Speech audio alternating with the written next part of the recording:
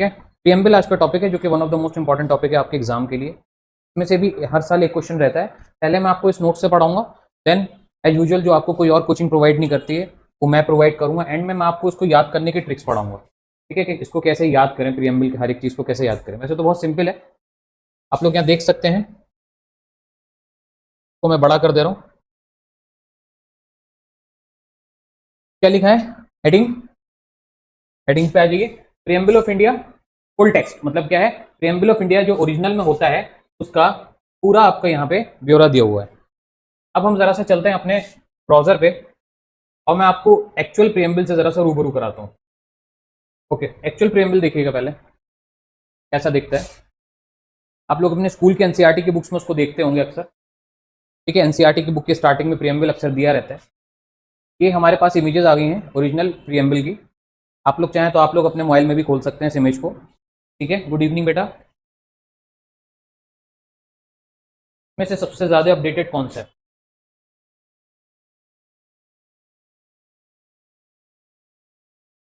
चलिए ये वाला देख लेते हैं, साफ साफ देखते हैं।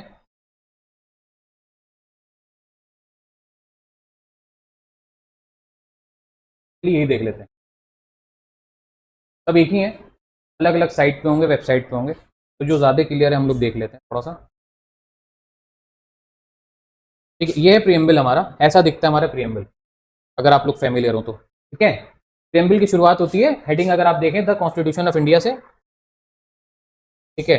द कॉन्स्टिट्यूशन ऑफ इंडिया से आपकी शीट जो मैंने पीडीएफ दी है आपको, व्हाट्सएप जो किया है मैंने, उसके अंदर भी सेम चीज़ मैंने आपको दिखाई है कि प्रीएम्बल का जो एक्सट्रैक्ट मैटर है, अभी मैं उस पर भी जाऊंगा, जो मैंने आपको शीट भेजी है। फिलहाल क्या है, द कॉन्स्टिट्यूशन ऑफ इंडिया, ठीक है। अगर आप यहाँ देखिए छोटा सा प्रीएम्बल लिखा हुआ है, ये ओरिजिनल प्रीएम्बल में इस तरीके से लिखा जाता है। डिटेलिंग अगर आप देखें, इसको कहते हैं designing of preamble. Okay, comments में बताइएगा जो बच्चे मुझसे पहले से जुड़े हुए हैं कि प्रीएम्बल का जो डिजाइन है, अगर आप देखें ये सब डिजाइन, ठीक है। Cow structure, elephant structure, lotus structure, peacock are there, यहाँ नीचे की तरफ टाइगर है, यहाँ पे अगर आप देखें हॉर्स है तो हॉर्स है, ठीक है। यहाँ पे भी डिटेलिंग है मोर की, पिकॉक की डिटेलिंग है, ठीक है। मतलब बहुत sunflowers are there and many more things are there. ये जो डिजाइन है ये किसने बनाया था, who design preamble and constitution, who design preamble and constitution, please comment in answer. अब हम पहले आगे चलते हैं। शुरुआत प्रीएम्बल की कहां से होती है, यानी प्रीएम्बल का एग्जाम में एमयू में अक्सर एंट्रेंस में ये आता है कि एमयू उसमें कि फ्रॉम विच वर्ड या what is the starting of the preamble. तो प्रीएम्बल की स्टार्टिंग होती है VWE, लिखा हुआ है यहाँ पे देखिए, अगर आप देख रहे हो WEV, the people of India, हम लोग हैं इंडिया के, having solemnly resolve to constitute India as a, इसमें क्या हम ये देते हैं खुद को कॉन्स्टिट्यूशन, जो कि कैसा है, कॉन्स्टिट्यूशन हमारा सॉवरेन है, डेमोक्रेटिक है, रिपब्लिक है, और साथ में हम अपने सिटीजन्स को देते हैं जस्टिस, लिबर्टी, इक्वलिटी, फेरेटर्निटी, ठीक है। और हमारा कॉन्स्टिट्यूएंट असेंबली जो है, जिसने कॉन्स्टिट्यूशन बनाया था, वो कॉन्स्टिट्यूएंट असेंबली, ठीक है, वो 26 तारीख को नवंबर के 1949 के इस साल में हम इसको एडॉप्ट करते हैं, हेयर बाय एडॉप्ट, इसको हम अपनाते हैं और इनैक्ट करते हैं, इसको लागू करते हैं और खुद को देते हैं, और किसको देते हैं, खुद को देते हैं, ये कॉन्स्टिट्यूशन, ठीक है। PR सिन्हा, नंदलाल बोस, जिसने बोला है Nandlal Bose is the right answer. तो किसने इसका डिजाइन किया था, PR सिन्हा एंड नंदलाल बोस ने, ठीक है। ये मैं पिछली क्लासेस में पढ़ा चुका हूं आपको। अगर आप गौर करें तो सॉवरेन, डेमोक्रेटिक, रिपब्लिक, 3 वर्ड इसमें दिए हुए हैं। अभी हम दूसरा प्रीएम्बल देखते हैं जो हमारे पास और इमेजेस थी, उधर चलते हैं जरा सा। तो इसमें कौन से 2 वर्ड मिसिंग है, जो बच्चे मुझसे पढ़ रहे हैं उनको पता होगा कि प्रीएम्बल में 2 वर्ड्स और होते हैं जो इसमें मिसिंग थे। उसमें क्या क्या देखिए, यहाँ पे दिया हुआ है, इस वाले में दिया हुआ है। ये इमेज इतनी क्लियर नहीं है, तो विजिट करते हैं, अभी हम आपको दिखाते हैं। देखिए उसमें क्या दिया हुआ था, उसमें 3 वर्ड दिए हुए थे, डेमोक्रेटिक, रिपब्लिक और सॉवरेन। सोशलिस्ट सेकुलर नहीं था उसके अंदर। तो ये 2 वर्ड कॉन्स्टिट्यूशन ने प्रीएम्बल के अंदर बाद में ऐड किए हैं, ठीक है। ये 2 वर्ड एग्जाम में आता है कि कौन से 2 वर्ड बाद में ऐड किए गए, तो यहाँ पे जो 2 वर्ड दिए हुए ये बाद में ऐड किए गए, बाकी पूरा प्रीएम्बल सेम है, ठीक है। ये हमने आपको ओरिजिनल प्रीएम्बल दिखा दिया। इससे एक सवाल रहता है, अब इसी को हम डिटेल में पढ़ने जा रहे हैं। अब आप लोग अपनी PDF खोल लीजिए, तो मैंने अभी आपको व्हाट्सएप की है, उस पर चलते हैं हम लोग। देखिए जो मैंने आपको अभी फोटो दिखाई, उसी का एक्सट्रैक्ट यहाँ पर है, आपको अलग से फोटो देखने की जरूरत नहीं है। यहाँ पे अगर आप देखें preamble of India, we the people of India, जो मैंने अभी पढ़ा है आपको, having solemnly resolve to constitute India into sovereign, socialist, secular, democratic republic and to secure to all its citizens. यानी ये 5 वर्ड यहां दिए हुए हैं आपके, अगर आप देखें तो प्रियम्बल में ये 5 वर्ड बहुत जरूरी होते हैं। इनमें से 2 वर्ड बाद में ऐड किया गया है और एक यहां से जो हम ये पढ़ने जा रहे हैं इसमें एक वर्ड बाद में ऐड किया गया। ये सारे जो वर्ड हैं वो 42nd अमेंडमेंट से ऐड किए गए, ये मैंने नीचे दे रखा है, शीट पे चलते हैं। तो justice, social, economic and political, तो जस्टिस की 3 काइंड्स यहां पे दी हुई, जरा गौर करिएगा, जस्टिस की काइंड्स यहां पे दी हुई, अपनी शीट्स पे नोट करते रहिएगा। जस्टिस की कितनी काइंड्स होती हैं? जस्टिस की 3 काइंड्स होती हैं, यानी इंडिया में जस्टिस की 3 टाइप्स हैं, social, economic and political. Okay, उसके बाद लिबर्टी हमारे पास कितने तरीके की हैं? Liberty of thought 1, expression 2, belief 3, faith 4, worship 5। तो लिबर्टी हमारे पास 5 तरीके की हैं। कौन कौन सी हैं? सोचने की, एक्सप्रेस करने की, यकीन रखने की, फेथ यानी अगेन यकीन रखने की, और वर्शिप। वर्शिप मतलब क्या होगा बेटा? किसी चीज को पूजने की, किसी चीज को मानने की। तो ये होता है लिबर्टी, हमको इस चीज की लिबर्टी। अब लिबर्टी क्या होता है? जस्टिस तो आप समझते हैं, किसी को जस्टिस दिलाना। तो जस्टिस हम सोसाइटी के थ्रू दिला सकते हैं, जस्टिस हम इकोनॉमी के थ्रू दिला सकते हैं, जस्टिस पॉलिटिकल वे में भी दिलाया जा सकता है। लिबर्टी क्या होता है? हम आगे चलते हैं। लिबर्टी का मतलब होता है किसी को आजादी देना, सिंपल वर्ड्स में, अभी हम डिटेल में आगे पढ़ेंगे। इक्वलिटी हमारे पास किस चीज की? तो इक्वलिटी की भी टाइप्स यहाँ पे दी हुई है। इक्वलिटी हमारे पास यानी बराबरी समाज में हमारी कैसी है? हम सब समाज में एक जैसे हैं, स्टेटस हम सबका एक है, यानी कोई बड़ा छोटा नहीं है, भले कितना अमीर हो, पैसे से नहीं नापा जाएगा। अगर आप हिंदुस्तान में रह रहे हैं तो आप सब इक्वल हैं, ठीक है। एंड ऑफ अपॉर्चुनिटी, और कोई भी एग्जाम अगर होगा तो हमको उस एग्जाम को देने का इक्वल अपॉर्चुनिटी होगा। ऐसा नहीं कि किसी एग्जाम में ये बोल दिया जाए कि भाई सेंट्रल यूनिवर्सिटी का एग्जाम है, उसमें मेल अलग और फीमेल अलग बैठेंगे, ऐसा नहीं बोला जाएगा। सेंट्रल यूनिवर्सिटी का एग्जाम है तो मेल, मतलब ये गलत बोल गया मैं, कि मेल और फीमेल में से सिर्फ मेल एग्जाम देंगे, फीमेल एग्जाम देंगे, ऐसा नहीं बोला जाएगा। मेल फीमेल हो, चाहे आप थर्ड जेंडर हो या कोई भी हो, अगर कोई नेशनल लेवल या स्टेट लेवल या इस तरह का कोई भी एग्जाम है, एमयू एंट्रेंसी से ही, वहां पे सबको, अगर एज क्राइटेरिया हो सकता है, पर मान लीजिए कि भाई अब कोई 6 साल का है, तो 6 साल का बच्चा बीएलएलबी का एंट्रेंस देना चाहे तो क्या दे सकता है? नहीं दे सकता है। बीएलएलबी का जो बच्चा है, क्या वो बीएलएलबी का जो बच्चा है, जो भी बीएलएलबी का एंट्रेंस नहीं दिया, क्या वो सीधे जुडिशरी का एग्जाम दे सकता है? नहीं दे सकता है। तो एज क्राइटेरिया हो सकता है किसी को रोकने का, लेकिन अगर मान लीजिए कि मैं 20 साल का हूं, एक लड़की 20 साल की है, एक लड़का भी 20 साल का है, तीसरा भी कोई 20 साल का है, हम सब एक ही एज के हैं और हम सब 12th कर रहे हैं या 12th कंप्लीट कर लिए, तो हमको क्या है? एक ही बराबर की अपॉर्चुनिटी है इंडिया के अंदर। कोई भी चीज अगर हमको मिल रही है, चाहे जॉब हो, चाहे कोई एंट्रेंस एग्जाम हो या कोई एग्जाम हो, उसमें हम इक्वली पार्टिसिपेट कर सकते हैं। ये होती है equality. To promote among them all, और इक्वलिटी सबको बराबर दी जाएगी, यहाँ पे लिखा हुआ है। फेरेटर्निटी एश्योरिंग द डिग्निटी, तो फेरेटर्निटी की पहचान ही होती है डिग्निटी से। डिग्निटी क्या होती है? आपकी इज्जत की बात की जा रही है यहाँ पे, ठीक है। तो हम आपकी इज्जत को प्रोटेक्ट करेंगे, ऐसा प्रियम्बल बोल रहा है, of the individual and the unity and integrity of the nation. और साथ में क्या करना है? हर एक की डिग्निटी को प्रिवेंट किया जाएगा, यानी हिंदुस्तान में अगर करोड़ों लोग हैं तो करोड़ों के हर एक का डिग्निटी को प्रिवेंट किया जाएगा, and the unity and integrity of the nation. और साथ में क्या? नेशन में यूनिटी बनाए रखा जाएगा और इंटीग्रिटी बनाए रखा जाएगा, यानी भाईचारा बना के रखेंगे हम नेशन में, ठीक है, भाईचारा बना के रखेंगे, ठीक है। ये यहाँ पे बता रहा है, अभी हम इसको डिटेल देखेंगे, सिंपल वर्ड्स में समझ लो। उसके बाद क्या है? इन अवर कॉन्स्टिट्यूएंट असेंबली, कॉन्स्टिट्यूएंट असेंबली जैसे कि मैंने बताया वो असेंबली होती है जिसने कॉन्स्टिट्यूशन को बनाया। 26 तारीख को बनाया था, नवंबर का महीना था 1949। एग्जाम में डेट आती है एज इट इज, और आगे लिखा होता है कि कॉन्स्टिट्यूशन या प्रियम्बल कब अडॉप्ट किया गया। अडॉप्ट जहां पूछेगा वहां ये डेट होगी, ठीक है। और जहां पे अगर पूछता है कि कॉन्स्टिट्यूशन हमारा कब लोगों को दिया गया, यानी कब लोगों के सामने प्रेजेंट किया गया, तो वहां पे क्या डेट होगी बेटा? जो लोग पढ़ रहे हैं मुझसे पहले से वो लोग कमेंट करें, क्योंकि आज कुछ वो लोग भी हैं नए क्लास में जो लोग हमारे यहाँ ज्वाइन नहीं किए हुए, कुछ लोग डेमो ले रहे हैं और कुछ लोग ऐसे ही हैं जो हमारे वेरियस कोर्सेज परचेज कर रहे हैं। तो अगर उनको भी पता है तो वो भी ये कमेंट कर सकते हैं कि एडॉप्ट के अलावा दूसरी डेट कौन सी थी जब कॉन्स्टिट्यूशन हमारा दूसरे यानी लोगों के सामने प्रेजेंट किया गया था, वो वाली डेट क्या थी? आप लोग कमेंट में जरूर बताएं। ओके, चलिए, तो आई वॉन्ट अनदर डेट, इसके अलावा जो इंपॉर्टेंट डेट है, and give to ourselves this constitution, और हम अपने आप को कॉन्स्टिट्यूशन। तो यहां तक मैंने आपको ऊपर फोटो में भी पढ़ाया था, अभी जो फोटो दिखाई वही फोटो को मैंने आपको यहाँ पे सिंपल करके दे दिया है, ठीक है, ताकि आप लोग भी इसको पढ़ सकें।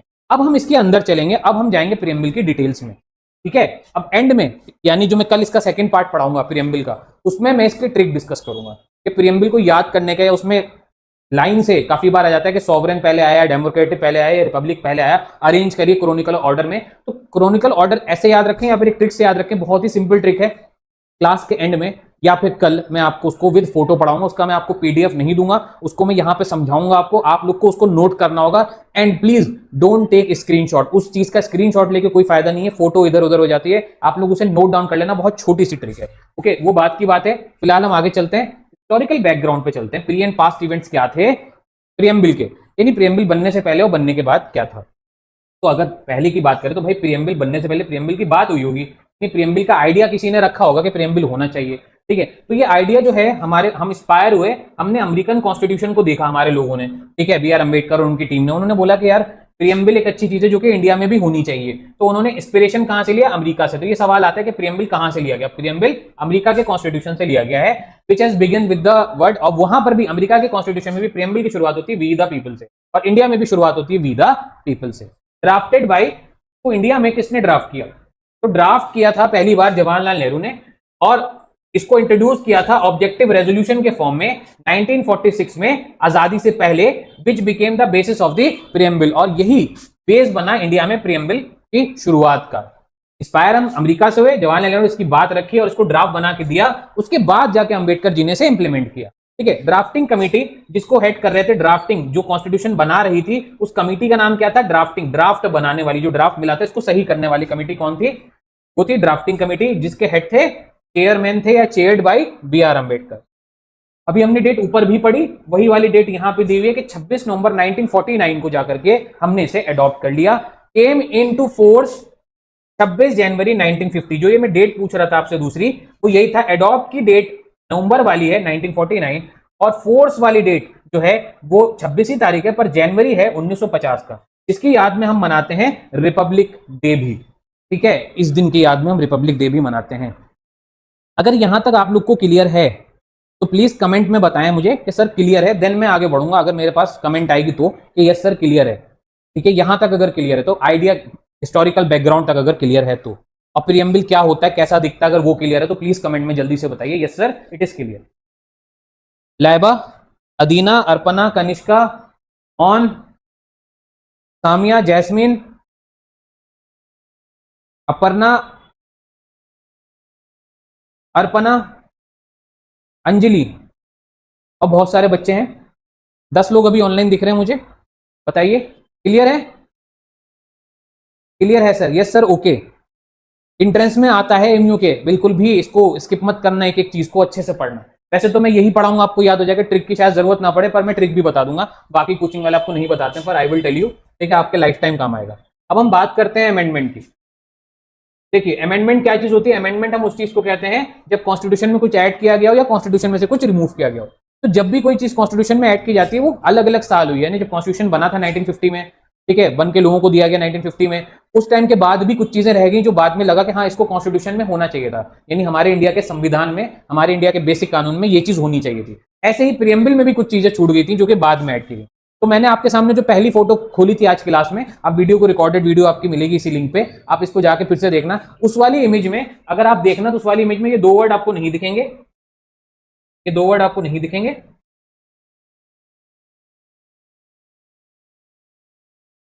ठीक है, कौन से, सोशलिस्ट सेकुलर, उसमें। और नीचे की तरफ आप देखोगे जब डिग्निटी वाला कॉलम, तो वहां पे आपको ये वाला वर्ड नहीं दिखेगा उस वाली फोटो में, इंटीग्रिटी। इंटीग्रिटी वर्ड और सोशलिस्ट सेकुलर वर्ड, ये जो वर्ड है ये 1976 में जोड़ा गया, ना कि 1950 में, याद रखिएगा। 1950 में नहीं था ये बाद में जोड़ा गया। सोशलिस्ट का मतलब क्या था, सोसाइटी के लिए कुछ करना, सिंपल वर्ड्स में। सेकुलर मतलब हमारी कंट्री का कोई रिलीजन नहीं है, सारे रिलीजन बराबर है, ठीक है, ये हो गया सेकुलर का मतलब। इंटीग्रिटी मतलब हो गया भाईचारा बनाए रहना, मिलजुल के रहना।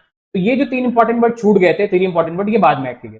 यहां से सवाल आता है कि कौन से वो वर्ड थे जो कि ओरिजिनल प्रियम्बल में नहीं थे, कौन से वो वर्ड थे जो कि ओरिजिनल प्रियम्बल में नहीं थे। ओरिजिनल प्रियम्बल में ये वाले वर्ड्स नहीं थे। अब उसमें ऑप्शन में आपको एक दे दे या तीनों दे दे एक लाइन से, आपका आंसर ये है, आप देख लीजिए। दूसरा सवाल यहां से ये बनता है कि ओरिजिनल कॉन्स्टिट्यूशन के अलावा जो 3 वर्ड ऐड किए गए वो किस सन में, किस ईयर में ऐड किए गए, वो ईयर था 1976। तीसरा सवाल यहां पर यह बनता है कि भाई वो कौन सा अमेंडमेंट था जिस अमेंडमेंट से ये वाले वर्ड्स जो यहां पे पढ़ा हमने, SSI है ना, याद करने का तरीका SSI, ठीक है, ट्रिक है। तो ये वाले वर्ड्स 42nd अमेंडमेंट से है, ये आपका ऑप्शन में वहां पे रहेगा। और ये कब ऐड किए गए थे, जब इंडिया में क्या चल रहा था, 1976 में इंदिरा गांधी ने इमरजेंसी लगा रखी थी इंडिया में, याद रखिएगा, है ना, इंदिरा गांधी ने इमरजेंसी लगा रखी थी, उस टाइम पे ये वर्ड ऐड किए गए थे पार्लियामेंट द्वारा। कोई भी वर्ड अमेंड कॉन्स्टिट्यूशन में कौन करता है? पार्लियामेंट करता है, याद रखिएगा। क्लियर है यहां तक? जो लोग नए ज्वाइन हुए हैं वो भी बोल सकते हैं, मुझे बता सकते हैं, ठीक है? ओके, आगे बढ़े, चलिए आगे बढ़ते हैं। अब हम अगली लाइन में पढ़ने जा रहे हैं हर एक वर्ड का मतलब सिंपल लैंग्वेज में। तो we the people of India से क्या हम समझते हैं? तो we the people of India से हम समझते हैं कि the constitution is made by the people. Constitution लोगों द्वारा बनाया गया है, नॉट गिवन बाय किंग और फॉरेन पावर। इसको देने वाला कोई किंग नहीं है, ना ही कोई फॉरेन पावर है, यानी ये कॉन्स्टिट्यूशन लोगों ने बनाया और ये कॉन्स्टिट्यूशन लोगों की भलाई के लिए ही है। इसको देने वाला कोई बाहर की अथॉरिटी नहीं है। अब हमारे इंडिया में हम आजाद हैं, और आजाद मतलब लोग अपनी चीजें खुद सेलेक्ट कर सकते हैं। तो कॉन्स्टिट्यूशन और प्रीएम्बल भी हमने खुद, लोगों ने खुद, आपने, मैंने खुद ये क्रिएट कर दिया। Okay, next is shows popular sovereignty. People are the ultimate power. और क्या बताता है कि भाई सॉवरेनिटी के बारे में हमको पता चलता है कि जो पीपल हैं, लोग हैं, वो क्या है, उनके पास ही असली पावर है। अल्टीमेट पावर, असली पावर इंडिया में किसके पास है? लोगों के पास है। कैसे? जैसे फॉर एग्जाम्पल इलेक्शन होते हैं, तो इलेक्शन में नेता खुद से जीत सकता है? खुद ही जाए, खुद ही वोट दे और खुद ही जीत जाए, है? क्या जीत सकता है? ऐसे नहीं जीत सकता है। उसको चाहिए लोग, यानी पीपल चाहिए जो क्या करें, वोट कास्ट करें। और जब लोग वोट कास्ट करेंगे तभी ये क्या हो सकता है, जीत सकता है। लोग, तो यानी कि डेमोक्रेसी किसके हाथ में है? इलेक्शन सिलेक्शन पावर किसके हाथ में? रिमूवल पावर किसके हाथ में? आपके हाथ में, मेरे हाथ में, ठीक है? ये होता है आपका सॉवरेनिटी। और इंडिया में एक्चुअल में वी द पीपल से स्टार्ट करने का मतलब ये है कि एक्चुअल पावर ये है, यानी गवर्नमेंट को बनाते भी लोग हैं और गवर्नमेंट को गिराते भी लोग हैं। क्लियर है बेटा? आसानी से समझ में आ रहा है? कोई दिक्कत तो नहीं है? बिल्कुल क्लियर होना चाहिए, बता दीजिए, क्योंकि ये टॉपिक्स में फिर नहीं पढ़ाऊंगा। शायद रिवीजन क्लास में पढ़ा दूं मैं, पर मैं गारंटी नहीं दे रहा, क्योंकि आपका कोर्स बहुत वास्ट है। सेल्फ स्टडी आप कितना भी कर लो, यहां पे पहले समझना बहुत जरूरी है। अब बताओ, घर बैठे आप मेरे नोट्स से पढ़ लो, घर बैठे आप कुछ कर लो, लेकिन जब तक चीजों को समझाऊंगा नहीं, नोट्स भी उतने काम नहीं आने वाले जितना मैं अपने एक्सपीरियंस से आपको समझा सकता हूं। बताइए। Yes sir, all clear, very good. और बाकी लोग भी जवाब दे दें। ये क्या हुआ बेटा, लाइक्स ज्यादा करके कम कर दिया, किसने अपनी लाइक्स वापस ले ली? चलो कोई बात नहीं। अब आ जाओ वर्ड सॉवरेन पे। सॉवरेन पे आ जाओ। सॉवरेन मतलब मैंने जैसे अभी बताया, लेकिन सॉवरेन का मतलब क्या होता है? सॉवरेन का मतलब होता है कि इंडिया क्या है, इंडिपेंडेंट है। इंडिया क्या है, इंडिपेंडेंट है, यानी अब किसी पे डिपेंड नहीं करती। यानी अब हम ब्रिटिशर से आजाद हो गए। 1947 में क्या हुआ था, हम लोग आजाद हुए थे ब्रिटिशर से। उसके बाद 1949 में हमारा कॉन्स्टिट्यूशन बनकर तैयार हुआ। तो हमने उसमें इस तरीके की चीजें जोड़ी हैं जिससे हम दूसरी देश को भी वार्निंग दे रहे हैं कि भाई अब हम आजाद हैं, अब तुम हमसे भिड़ना मत, या इंडिया में आना मत। अब हमारा इंडिया था, हमारा इंडिया हम चला लेंगे, ठीक है? एक तरीके की वार्निंग भी दे रहे हैं, और साथ में ये भी दुनिया भर को एक स्ट्रॉन्ग स्टेटमेंट दे रहे हैं कि अब हमने अपना प्रीएम्बल कॉन्स्टिट्यूशन भी बना लिया, जिसमें हमने कायदे कानून सेट कर लिए। इस कायदे कानून से ना हम हटेंगे, ना इस कायदे कानून को तुम तोड़ सकते हो। अगर तुम इंडिया के मैटर्स में इंटरफेयर करोगे तो तुम्हें भी उसकी पनिशमेंट मिलेगी, ठीक है? तो एक तरीके से वार्निंग टाइप का है प्रीएम्बल, ठीक है, जो कि हमारा क्रिएट किया गया है। तो सॉवरेन मतलब होता है India is independent, can make its own law. India क्या अपने ओन लॉ बना सकती है, अपने कानून खुद बना सकती है, अपनी पॉलिसीज, अपने इवेंट्स, अपनी सब चीजों को डिजाइन कर सकती है विदाउट एक्सटर्नल कंट्रोल। उसको किसी बाहर वाले की कंट्रोल की जरूरत नहीं है। Know British rule. अब हमारे यहाँ कोई ब्रिटिश रूल नहीं है, ना ही कोई फॉरेन इन्फ्लुएंस है, ना ही कोई फॉरेन इन्फ्लुएंस कभी हो सकता है। ये होता है सॉवरेन का सिंपल वर्ड्स में मतलब। कितने लोगों को इतना सिंपली पता था? कितने लोगों को इतने सिंपली आज पता चला है? काफी लोग पॉलिटिकल साइंस के यहाँ मौजूद हैं, क्या इतनी सिंपल मीनिंग आपको पता थी? बताइएगा। अब आइए सोशलिस्ट पे। Socialist, India believes in fair distribution of wealth and resources. India believe करता है कि सब में वेल्थ एंड रिसोर्सेज फेयरली बांटा जाए, फेयरली बांटा जाए। गवर्नमेंट सपोर्ट करती है वेलफेयर प्रोग्राम। गवर्नमेंट क्या है हमारी, गवर्नमेंट कैसी है, वो वेलफेयर करना चाहती है, लोगों का भलाई करना चाहती है। ये प्रीएम्बल बोल रहा है, ठीक है, मैं नहीं बोल रहा हूं ये। लाइक किस तरीके से, एजुकेशन पॉलिसी लाके, हेल्थ पॉलिसी लाके, जैसे मैंने कल ही पढ़ाया था आपको आयुष्मान भारत योजना। तो आयुष्मान भारत क्या है, हेल्थ योजना है, जिसको गवर्नमेंट ही तो लाया है, कल करंट अफेयर्स में पढ़ाया था मैंने। एंड जॉब स्कीम, और साथ में क्या है, जॉब्स देना। ये सब क्या है, हमारे किस चीज का पार्ट है बेटा, ये सब हमारे सोशलिस्ट सोसाइटी का पार्ट है, और ये सब गवर्नमेंट और लोग मिलकर करते हैं। खासतौर से गवर्नमेंट का इसमें बहुत बड़ा और रोल होता है। रिच एंड पुअर, अमीर लोग और गरीब लोग शुड हैव इक्वल चांसेस। सबको क्या होना चाहिए, इक्वल चांस मिलना चाहिए, ऐसा सोशलिस्ट बोलता है। एक्सप्लॉयटेशन नहीं होना चाहिए किसी का भी, क्योंकि हमारे देश ने बहुत ज्यादा एक्सप्लॉयटेशन देखा है, अंग्रेजों के जमाने में भी, नवाबों के जमाने में भी, हर जमाने में। आज भी है, नो डाउट कि खत्म नहीं हुआ है, लेकिन इस तरीके का अब नहीं होना चाहिए। ठीक है, यहां पे वार्निंग दे दी उन लोगों को भी जो एक्सप्लॉयटेशन अभी भी प्रैक्टिस करते हैं। अगर ऐसा कुछ हुआ तो आप इसके लिए खुद लायबल होगा, आपको सजा भी मिलेगी।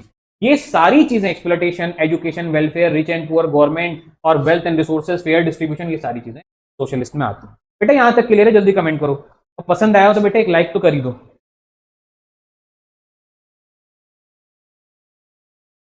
क्लियर है यहां तक?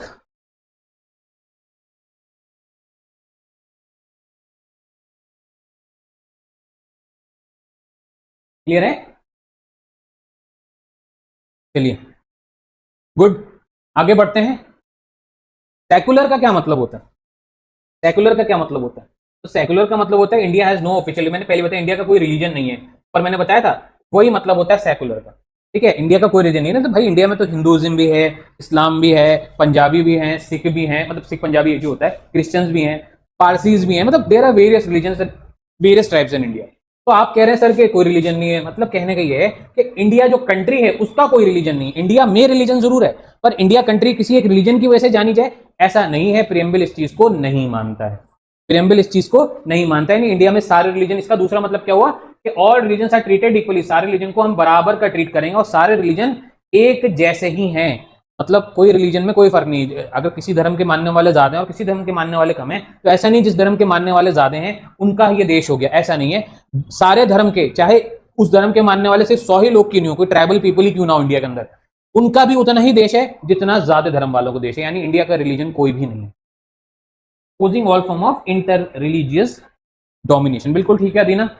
ये आपने एक टफ लैंग्वेज बताई, मेरी कोशिश है कि मैं आपको चीजें बहुत इजी वर्ड में एक्सप्लेन करूं, है ना। वही कोशिश के तहत मैं अपने यहाँ पे कोशिश बढ़ा रहा हूं और आपकी मदद कर रहा हूं, ताकि आपको एग्जाम में चीजें बहुत इजी वे में याद रहें, रटना ना पड़े बार बार। Citizens can freely practise any religion, तो इंडिया में इसका सेक्युलर का एक और मतलब क्या हुआ कि जो सिटीजन्स इंडिया के वो अपना रिलीजन प्रैक्टिस कर सकते हैं फ्रीली। मतलब कोई एक रिलीजन वाला किसी दूसरे रिलीजन वाले को कह नहीं सकता कि तुम अपना रिलीजन क्यों प्रैक्टिस कर रहे हो। कि हमारे देश के कानून के प्रियम्बल में, अब सवाल ये आता है सर कॉन्स्टिट्यूशन में तो नहीं लिखा हुआ है। ठीक है, कॉन्स्टिट्यूशन कॉन्स्टिट्यूशन में तो नहीं लिखा हुआ है ये चीज, ये तो प्रियम्बल में लिखा हुआ है, तो हम इसको क्यों माने? बेटा preamble is a part of constitution, preamble part है कॉन्स्टिट्यूशन का। तो प्रियम्बल में जो चीज है वो कॉन्स्टिट्यूशन के अंदर भी दी हुई है, प्रियम्बल में वो चीज शॉर्ट में दी हुई है, कॉन्स्टिट्यूशन में यही चीज एक्सप्लेन करके दी हुई है बहुत डिटेल में। ठीक है, एक्सप्लेन्ड वे में प्रोवाइडेड है आपको। ठीक है, इसलिए जो प्रियम्बल बोल रहा है उसकी वैल्यू उतनी है जितनी कॉन्स्टिट्यूशन के अंदर कोई चीज बोली जा रही है उसकी। ठीक है, अब इसको लेकर के ना 4-5 केसेस हैं लैंडमार्क, जो कि मैं आपको शीट के एंड में पढ़ाऊंगा। 4-5 केसेस हैं जो कि एमयू में आते हैं और पिछले साल भी 2025 के पीएलएलबी के पेपर में भी इन केस में से 2 केस आए थे और 2 केस में से क्वेश्चन 3 आए थे। मतलब कि आपके 100 नंबर के पेपर में से प्रियम्बल के केसेस में से 3 क्वेश्चन आए थे। और बीए में, अगर मैं बीए की बात करूं तो बीए में प्रियम्बल में से 2 वर्ड्स पूछे गए थे। ठीक है, 2 क्वेश्चन बीए में पूछे गए थे प्रियम्बल की डेफिनेशन में से और प्रियम्बल के केसेस में से। ओके चलिए, ये रीसेट हो गया, कोई बात नहीं, हम यहीं से शुरू कर रहे हैं। तो सेकुलर हम पढ़ रहे थे, सेकुलर कंप्लीट हो गया। अब आते हैं हम डेमोक्रेटिक पे। What does the word democratic means? Democratic मतलब होता है government is elected by the people. जो गवर्नमेंट है उसको इलेक्ट कौन करेगा? लोग करेंगे। यानी यहाँ पे बात हो रही है इलेक्शन की। गवर्नमेंट यहाँ पे खुद की खुद नहीं बन जाएगी, यहाँ पे कोई किंग नहीं होगा, यहाँ पे कोई मोनार्क अब नहीं होगा, इंडिया में कोई भी मोनार्क नहीं होगा, कोई भी रूलर नहीं होगा, कोई भी टोटलिटोरियन नहीं होगा, या और भी सिमिलर टर्म्स नहीं होंगी। कौन होगा? यहाँ पे गवर्नमेंट होगी और वो गवर्नमेंट लोगों द्वारा इलेक्ट होकर जाएगी। इसे हम डेमोक्रेटिक या फिर डेमोक्रेसी कहते हैं। जो मैं एडिशनल लिख रहा हूं प्लीज नोट करते जाओ, अगर कुछ इंपॉर्टेंट है तो मैं लिखता हूं, नहीं तो मैं नहीं लिखता हूं। ठीक है, आगे चलते हैं। पीपल हैव वोटिंग राइट्स, और डेमोक्रेटिक का दूसरा मतलब क्या है? चलिए ये लाइन कंटिन्यू करते हैं। पीपल हैव वोटिंग राइट्स, लोगों के पास वोट देने का हक है, फ्रीडम ऑफ स्पीच है, बोलने का हक है, एंड आजादी है बोलने की, एंड पार्टिसिपेशन इन डिसीजन, और साथ में पार्टिसिपेट करने का हक है किसी डिसीजन से। ठीक है, people have voting rights, freedom of speech and participation in decisions. लोगों के पास क्या है? वोटिंग राइट्स है, फ्रीडम ऑफ स्पीच है, एंड पार्टिसिपेशन है डिसीजन में, मतलब वो पार्टिसिपेट कर सकते हैं इलेक्शन में। यहाँ पार्टिसिपेट डिसीजन मतलब है इलेक्शन में पार्टिसिपेट वो कर सकते हैं, वोटिंग राइट भी, फ्रीडम ऑफ स्पीच। क्लियर है? Next is Republic. Republic, head of the country is elected, जो कंट्री का हेड है रिपब्लिक का मतलब होता है जो कंट्री का हेड है, हेड वर्ड याद रखना, वो इलेक्टेड होगा। यानी बेसिकली डेमोक्रेसी का ही पार्ट है। डेमोक्रेसी में आप इलेक्ट कर रहे हो, यहां बता रहे इलेक्ट कौन हो रहा है। डिफरेंस समझ गए? तो रिपब्लिक में आप ये डिसाइड करते हो कि हमारा हेड कौन होगा। तो हमारा हेड कोई किंग नहीं होगा, हमारा हेड कोई क्वीन नहीं होगी, हमारा हेड होगा इंडिया का प्रेसिडेंट। नोट डाउन कर लो दिमाग में, या तो लिख लो अगर पॉइंट्स बना रहे हो तो, या शीट अगर खोले हो तो शीट में मार्क कर लो कि हमारा जो हेड होगा वो प्रेसिडेंट होगा। और वो किस तरीके का हेड होगा? हमारा कॉन्स्टिट्यूशन का हेड होगा, कॉन्स्टिट्यूशनल हेड का। इंडिया में दो तरीके के हेड हैं, रियल हेड एंड कमेंट में बताइए। मैं पढ़ा चुका हूं, मैं फिर से रिपीट नहीं करना चाह रहा। मैं देख रहा हूं ये चीज तो मैंने पढ़ा दी है। हमारे पास दो तरह के हेड है। दूसरे हेड का नाम क्या जल्दी बताइए, जब याद आ गया कि मैंने आपको अभी रिसेंटली पढ़ा है। रियल हेड, और अगर आप नहीं बता रहे तो मैं ही बता दे रहा हूं, नॉमिनल हेड। एक जिसका नाम चलता है, नॉमिनल मतलब जिसका नेम चलता है इंडिया के अंदर, यानी उसके ही साइन होते हैं हर डॉक्यूमेंट पे, और एक जिसका काम चलता है, जो वर्क करता है। तो हमारे इंडिया में जो रियल हेड है, कॉन्स्टिट्यूशनल हेड तो प्रेसिडेंट है, रियल हेड हमारा प्राइम मिनिस्टर है, इसका वर्क चलता है, और नॉमिनल हेड भी हमारा प्रेसिडेंट को नोट कर लीजिएगा आप लोग, ठीक है। प्रेसिडेंट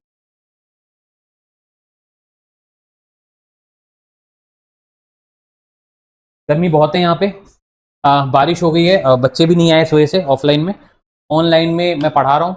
मैं क्लास ऑफ करने का सोचा था क्योंकि बहुत ज़्यादा उमस हो रही है, पर आप लोग अपने घर के कंफर्ट से पढ़ रहे हैं, मेरे लिए यही काफ़ी है। तो क्लास लेते हैं, कंटिन्यू करते हैं। मैं बीच बीच में पानी पीऊँगा तो प्लीज़ आप लोग बुरा मत मानिएगा, ठीक है, क्योंकि बहुत ज़्यादा सफोकेशन हो रहा है, पसीना आ रहा है, ऊपर से बोलना है कंटिन्यू, और काफ़ी देर से क्लास ले रहा हूँ मैं, पहले भी ले रहा था इस वजह से, ठीक है।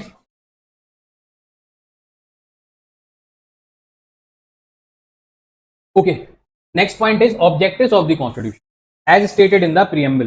तो कॉन्स्टिट्यूशन के क्या ऑब्जेक्टिव हैं, प्रीएम्बल उसके बारे में हमें बताता है। कॉन्स्टिट्यूशन का ऑब्जेक्टिव कहां पता चलता है हमें? प्रीएम्बल में पता चलता है। आइए, क्या ऑब्जेक्टिव है? ऑब्जेक्टिव वही है जो हमने वर्ड्स ऊपर पढ़े थे, जस्टिस, लिबर्टी, इक्वलिटी, फ्रेटर्निटी और इंटीग्रिटी, है ना। इंटीग्रिटी जो बाद में ऐड किया गया था। ओके, तो जस्टिस क्या होता है बेटा? मैंने पहले ही बताया, जस्टिस की तीन टाइप्स हैं, एक दो तीन, तीन टाइप्स हैं या तीन टाइप्स हैं। सोसाइटी का justice, social justice, economic justice और पॉलिटिकल जस्टिस।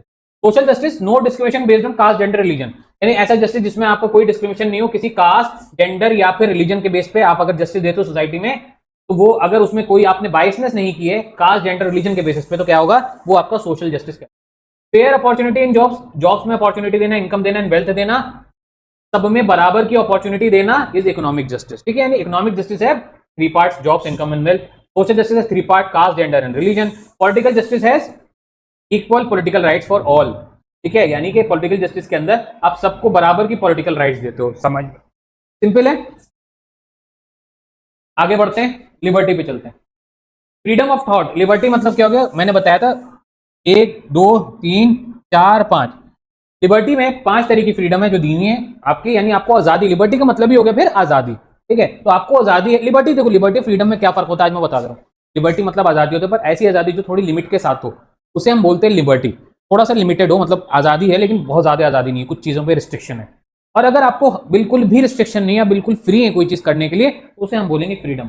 बेसिकली लिबर्टी का ही पार्ट होता है फ्रीडम, या फिर मैं ऐसे बोल दूं वाइस वर्सा, फ्रीडम का पार्ट होता है लिबर्टी, ठीक है। Citizens can follow their own ideas, religion and speak freely. Liberty का मतलब ये होता है कि सिटीजन अपने आइडियाज को फॉलो कर सकते हैं, अपने रिलीजन को फॉलो कर सकते हैं, अपनी बात फ्रीली बोल सकते हैं, यानी राइट टू स्पीक या फिर राइट टू स्पीच यहाँ पे हमको मिला हुआ है, बोलने की आजादी। अब आइए इक्वलिटी। इक्वलिटी हमारे पास दो चीजों में है, स्टेटस में और अपॉर्चुनिटी में।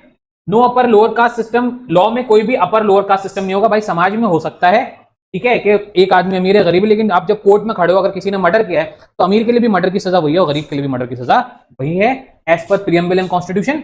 इक्वल अपॉर्चुनिटी भाई, जॉब्स में, एजुकेशन में और पब्लिक प्लेस में आपको इक्वल अपॉर्चुनिटी मिलेगी। क्लियर है? What is fraternity? Fraternity, a feeling of brotherhood among Indians. Fraternity हम उसे कहते हैं जहां पे हम बात करते हैं भाईचारे की, ब्रदरहुड, भाईचारे की, आपस में इंडियंस मिलकर हैं, उसे हम फ्रैटर्निटी बोलते हैं। Ensures dignity of each person, और साथ में क्या है, यहाँ पे डिग्निटी की बात की जाती है। हर एक इंसान को इज्जत दी जाएगी सोसाइटी में, यानी इज्जत भी दी जाएगी बराबर। ऐसा नहीं है कि किसी को आप इज्जत नहीं दे रहे हो फिर बोल लो कि हम सब बराबर हैं, हम सब भाई हैं, ऐसा नहीं होगा, ठीक है।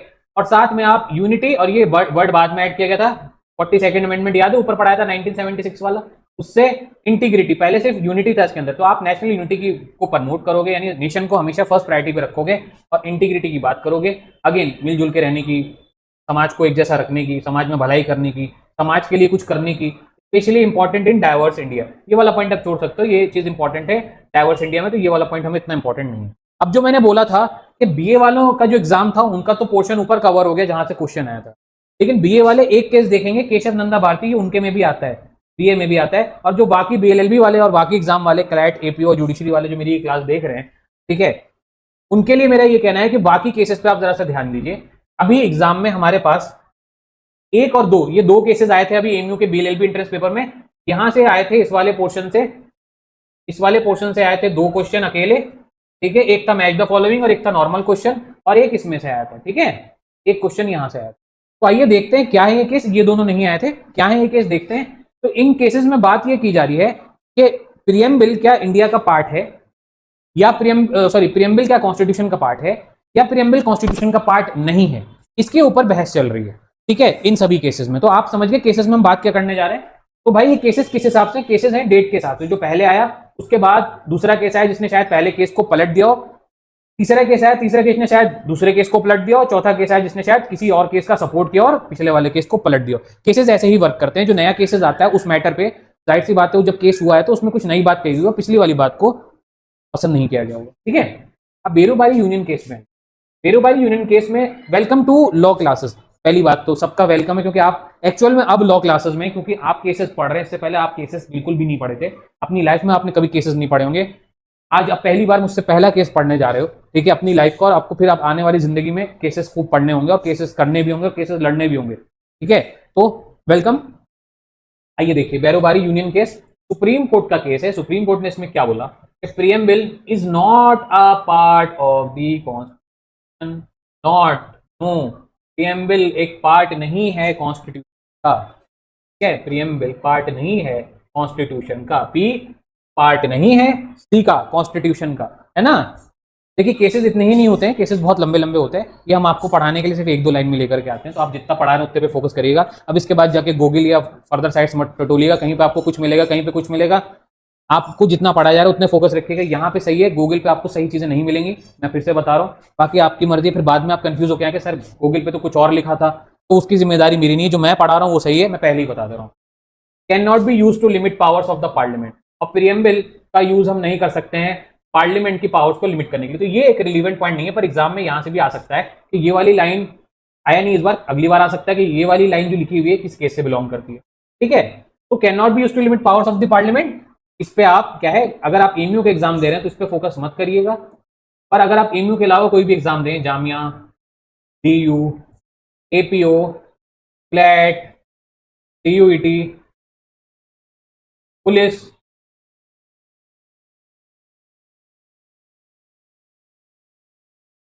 किसी का भी, तो वहां पे ये क्वेश्चंस, ये वाला पैराग्राफ इंपॉर्टेंट बन जाता है। यहां तक क्लियर है तो प्लीज कमेंट करिए। कंप्यूटर टीवी रिस्टार्ट हो रहा है, लाइट चली गई थी, तो हम अभी कंटिन्यू करेंगे, जब तक आप बताइए यहां तक क्लियर है आपको।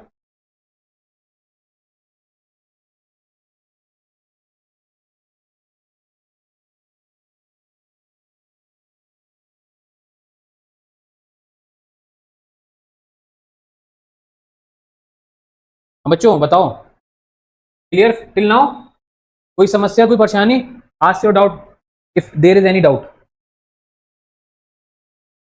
ओके, तो हम अपने लास्ट पोर्शन पे चल रहे हैं, और हमारा लास्ट पोर्शन में हमने पहला केस पढ़ा कि preamble is not part of the constitution, Berubari union ने 1960 में बोला। इसमें इंपॉर्टेंट हर एक चीज है कि 1960 ये केस कब हुआ था, इसके 1960 में कौन सा केस हुआ था, सुप्रीम कोर्ट ने इसमें क्या बोला, प्रियम्बल कॉन्स्टिट्यूशन का पार्ट नहीं है, ये किस केस में बोला गया, ये सारी चीजें आपके एग्जाम में एक ही क्वेश्चन में घुमा फिरा के आ सकती हैं। अगले इस पे चलते हैं हम, क्वेश्चन नंबर 2 पे। अच्छा, मैं साथ में ना आपको क्वेश्चन भी बताता चलता हूँ किस तरीके के क्वेश्चन आएंगे, तो जब आप ये वीडियो देख रहे हो तो उन क्वेश्चन को अलग से नोट डाउन कर लिया करो, है ना। अब मैं आगे भी कुछ बताऊंगा कि इसमें से किस तरीके का क्वेश्चन बन सकता है या बनता है, तो वो चीज मैंने दी तो है नहीं, वो चीज आप नोट डाउन कर लिया करो, देखा मत करो खाली मेरा चेहरा, उसको नोट डाउन कर लिया करो, है ना। अगर आपको एमयू में क्वालिफाई करना है तो आपको अभी से मेहनत करनी पड़ेगी, आपका इंटरेस्ट नहीं निकलेगा अगर आप घर बैठे खाली नोट्स पढ़ोगे, अगर आपने चीजों को ध्यान नहीं दिया, मैं 100 बार बोल रहा हूँ, बहुत परेशानी हो जाएगी। ऐसे ही मेरी कोचिंग से रैंक 6 रैंक 5 नहीं आ गई है बीएलएलबी में, बच्चों ने मेहनत की है, आपको भी वही सेम मेहनत करनी पड़ेगी, ठीक है। अब बच्चों मैं इधर क्या देख रहा हूँ, मैं इधर असल में आपकी कमेंट्स आ रही है तो मैं उधर मुड़ जाता हूँ, आप लोग उससे कंफ्यूज मत होना, ठीक है। यहाँ सामने कंप्यूटर में कमेंट्स आती हैं आपकी, तो मैं पढ़ता हूँ आपने क्या बोला है। ओके, तो अब हम आगे चलते हैं। केशव नंदा भारती केस। केशव नंदा भारती केस जो है वेरी इंपॉर्टेंट, सबसे इंपॉर्टेंट क्वेश्चन ये क्वेश्चन है, सबसे ज्यादा यही आता है, चाहे बीए वाले हो चाहे कोई हो, वेरी इंपॉर्टेंट, इसे तो रट जाओ।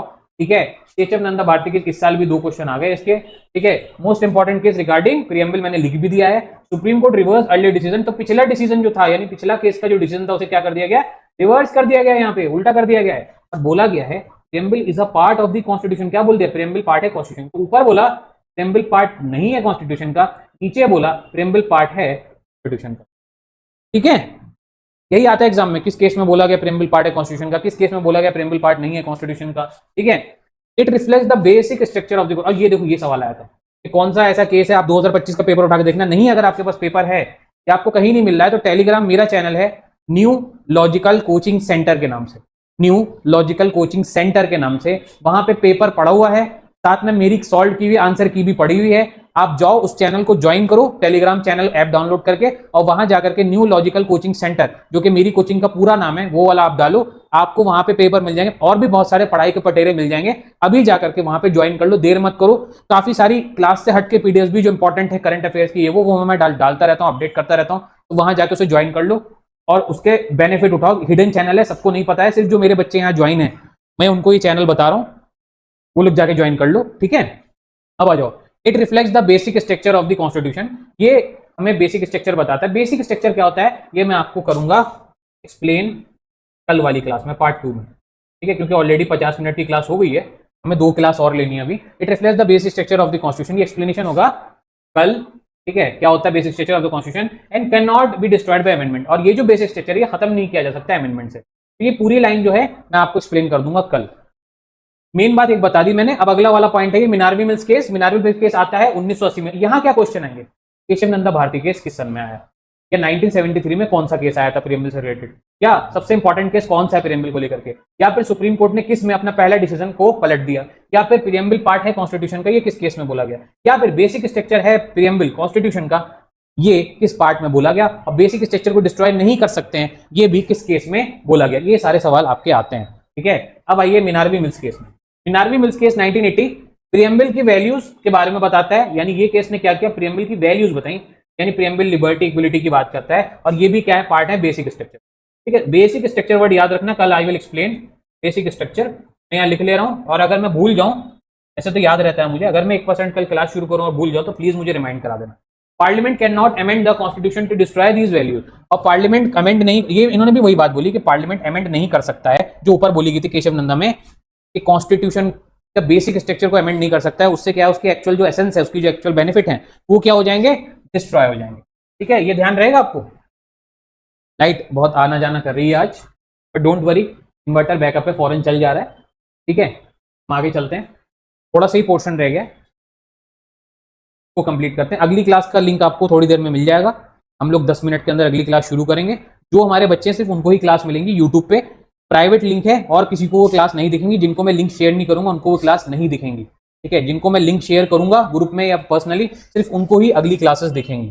ठीक है, अब आइए, मिनार्वी मिल्स केस हो गया, तो देखिए डिस्ट्रॉय बेसिक वैल्यूज नहीं कर सकते आप। एलआईसी ऑफ इंडिया पे आइए, केस में parliament can not amend the constitution to destroy these values, ये हो गया हमारा एलआईसी ऑफ इंडिया केस। तो एलआईसी हमारी है ना लाइफ इंश्योरेंस कंपनी, उसका केस है, उसने भी प्रीएम्बल को लेकर कुछ बोला, लेकिन इसने और लेटर बोला 1995 में। इसने क्या बोला, reconfirm that preamble is a part of constitution. इसने भी ये बोला कि प्रीएम्बल क्या है, पार्ट है। ठीक है, कॉन्स्टिट्यूशन का प्रीएम्बल क्या है, इसने भी ये चीज केशव नंदा भारती वाली बात को सपोर्ट किया, यानी नंबर 2 वाले केस को सपोर्ट किया कि प्रीएम्बल क्या है, पार्ट है constitution.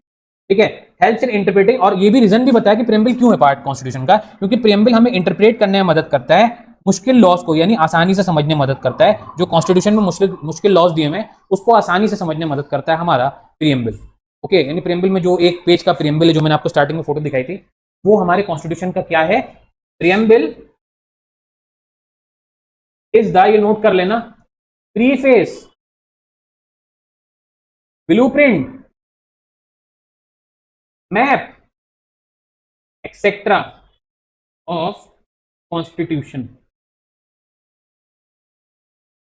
and hence it is part of constitution. ठीक है, प्रियम्बल क्या है? प्रीफेस है, ब्लूप्रिंट है, मैप है, एक्सेट्रा, किसका? कॉन्स्टिट्यूशन का। हेंस इससे हमें पता चलता है कि प्रियम्बल पार्ट है constitution.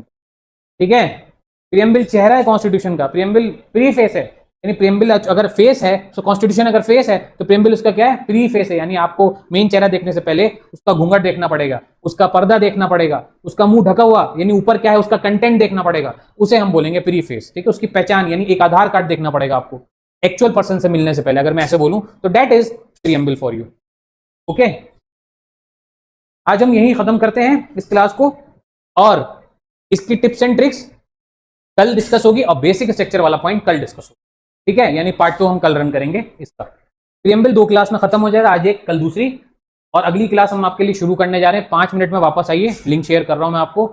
Next class is of current affairs, जिसमें हमने इंटरनेशनल करंट अफेयर्स और इंडिया की विजिट वेरियस कंट्रीज में और वेरियस कंट्रीज की विजिट इंडिया में, ये हमने कवर कर लिया था।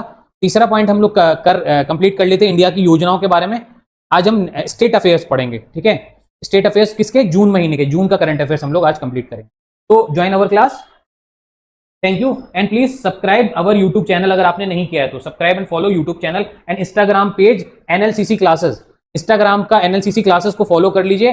अगर आपको अपने दोस्तों को या फिर अपने जानने वालों को ऑफर्स बताने हैं वेरियस कोर्सेज से रिलेटेड, तो वो हम इंस्टाग्राम पे अपलोड करते हैं अपने पेज पे, वहां जाके देखिए। और फ्री की कई सारी वीडियोस हम यूट्यूब पे अपलोड करते हैं, तो यूट्यूब को सब्सक्राइब कर लीजिए और इंस्टा को फॉलो कर लीजिए। मेरी जो मैंने आईडी बताई एनएलसीसी क्लासेस अलीगढ़ को यूट्यूब और इंस्टा पे सर्च करिए और ज्वाइन करिए हमें। Thank you.